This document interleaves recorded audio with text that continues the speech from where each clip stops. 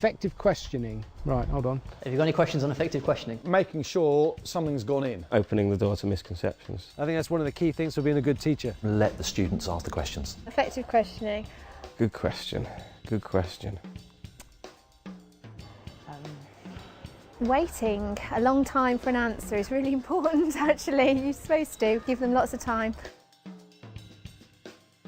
Testing understanding. Opinions are more important than right answers. Giving pupil confidence. Letting them come up with the answers. Effective questioning. It happens in every lesson, doesn't it? Choosing the right words at the right time. Bloom's taxonomy. Keep things open. Keep it fun. An essential skill for a teacher.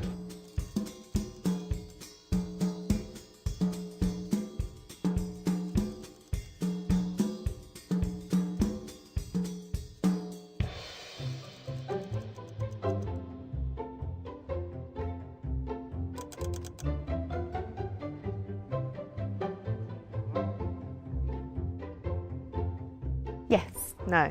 Yes. Yes. They are. Are all answers acceptable? Yes. I think you should encourage pupils to feel that their answers are acceptable. I would even go as far as to say all wrong or partly wrong answers are acceptable as well. As long as the student can support what they're saying. For some children, that's a massive step in that direction, just so they have the confidence to answer a question. Ultimately, you have to reach the right answer.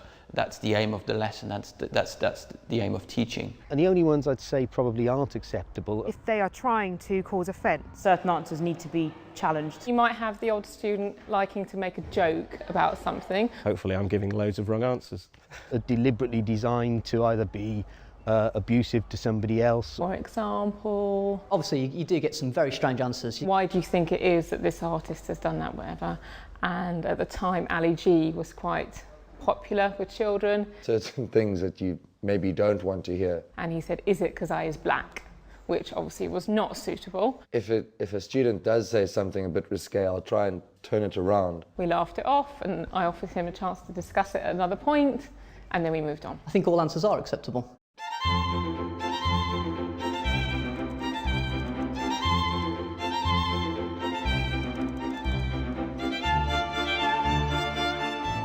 I think it's all to do with encouragement. More questions, please. Ask questions quickly. There's nothing wrong with getting it wrong. Classroom culture is important because if you haven't got the right culture, you won't find students are prepared to answer questions. I think it's absolutely vitally important to Get your classroom rules down for a start. And make sure that when someone asks or answers a question, that everyone has a silence and listening. I always make sure that nobody's answers are put down by anybody, including myself, but obviously by other children as well. It's down to the teacher. the rapport you have with the students. And finding different ways as well to ask the question, so not always putting the student on the spot. In my classroom, No matter what they say, they won't be laughed at, and if they are, that you'll deal with it.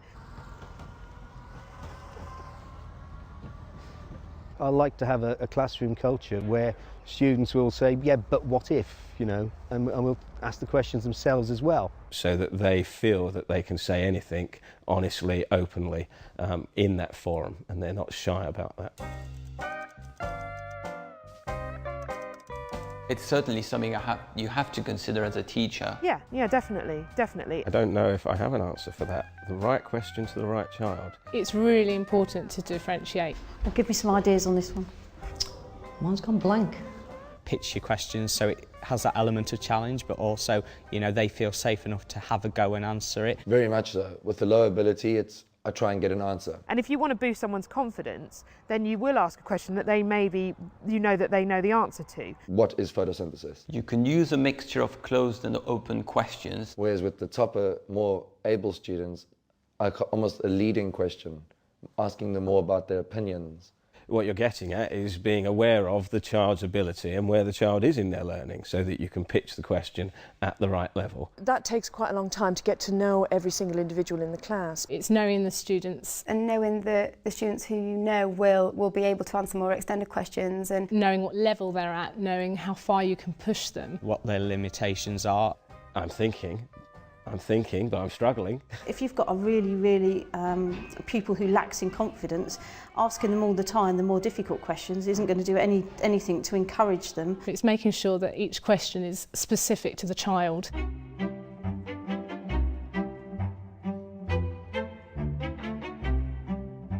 Yeah, always hands up. I don't have a no hands up policy. I do have hands up. A variety. I have this no hands rule. Starting off, you might have hands up. No, I don't. I do say hands up. Because otherwise they just all start shouting out at the same time and then you can't hear what's actually going on. Particularly for the younger students, I like it. Not really, I don't really like hands up too much. I start with hands up because it's nice to see that kids are keen to contribute. It gets them into a routine of actually listening to other people's answers as well. There's the keen being in the front, putting his hand up every time. I'll maybe start with him or her. Try to ask the student I'm most surprised that has their hand up. I'll definitely make sure that everyone says something every lesson. Very much so. But I don't always just ask the students who have their hands up. They expect that at any point in time I could ask them individually to answer a question. Quite easy to make a random name generator. I'll give out the flashboards. And I'm quite happy for students to shout out what's in their heads. To avoid having to ask for hands up. When you hold down F9, it cycles through the names very fast and it keeps on going through and through and they're there watching for their name to come through and then you stop and it's on somebody's name. Ask the question, so I will choose the first pupil to answer and that pupil will then choose the next pupil. One I quite like is to just choose a number, ask a student to choose a number at random from 1 to 30 and pick that number from my register and ask the question to that student. But I do think it's important for those kids who want to contribute that they show that they want to and that you pick them sometimes. I think that's important.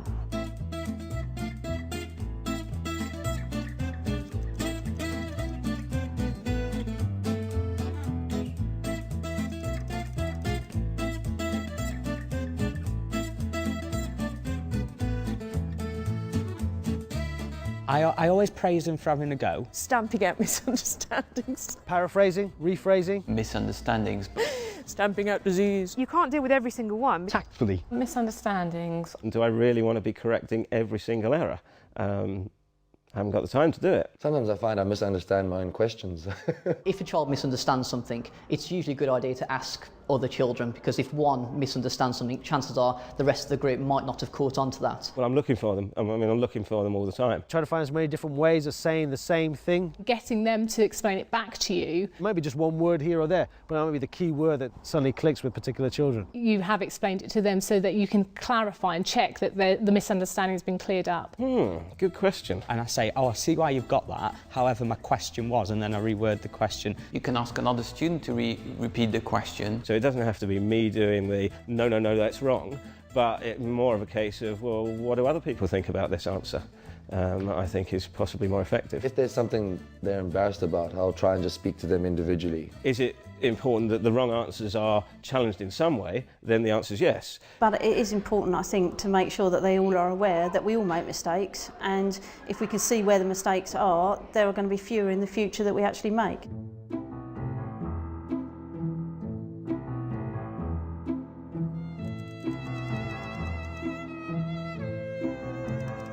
Sometimes I do. I plan all the starter questions. Plan them very carefully. Do you want me to answer in full sentences? Oh, is that how this works? I'll have questions in my head or in my lesson plan. I don't actually sit and write down what I'm going to ask. For certain lessons, I need to write down a few questions that I want to ask the students. With the high ability classes, I like to plan the questions. Knowing what the purpose of your questions are. I plan most of the questions because I think... It seems something that's obvious, but actually it isn't. I don't anymore, but I did when I started. A newish teacher early in their career, I think it's useful for them to think about the type of questions. In my lesson planning, for example, I always try to anticipate what I think the answer is going to be. It is a skill and it is a technique that has to be developed, I think, over the years. I'm hoping that maybe at the stage I'm at, it's a little more instinctive than maybe an NQT.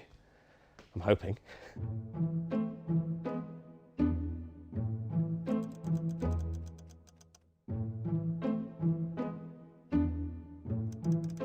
I don't quite know what you mean by unexpected answers. I love them. I think they're great. You have to have unexpected answers. I think you have to make a snap decision as to whether that is actually going to add to the learning. Yeah, I try and always put a positive slant on it. For instance, last year, we're looking at evolution and fossils. Unwanted answers you get quite a lot. What can we tell about a dinosaur with big feet? I like just stand there and just go, right. And the student said they wear big socks.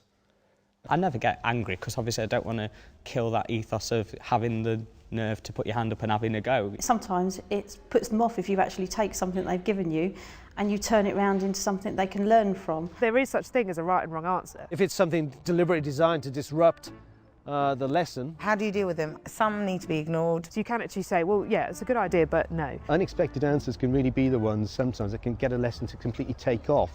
And I think the trick with our craft is to ask questions that bring the kids back on into the lesson that you want to deliver. If I thought it was about misunderstanding, Word the question in a different way and say, I don't think you fully understood. Let's try again and reword it and hope for a more positive response the next time.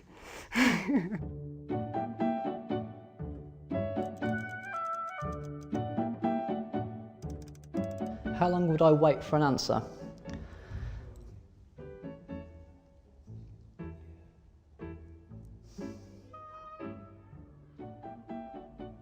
About that long. Generally until the class starts to get restless. You usually give them a good 30 seconds. You need to wait long enough to give them time to think. waiting after asking a question is awful sometimes. Well, I could give you the textbook answer, you know, you always wait 5 seconds or 20 seconds for a question, you know, that's what most of the books will say. I don't think there's a time limit, really. I think I just...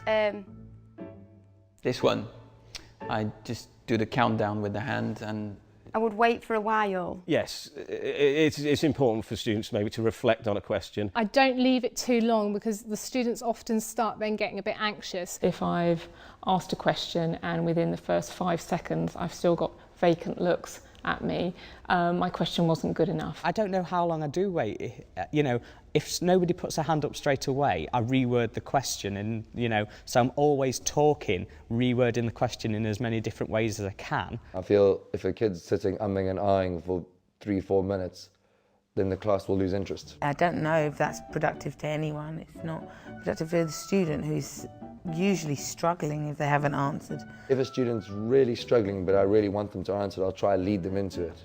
With the low ability I often do begins with a P. Because I think they should have time to think, and it's hard to give someone a question and expect them to answer straight away.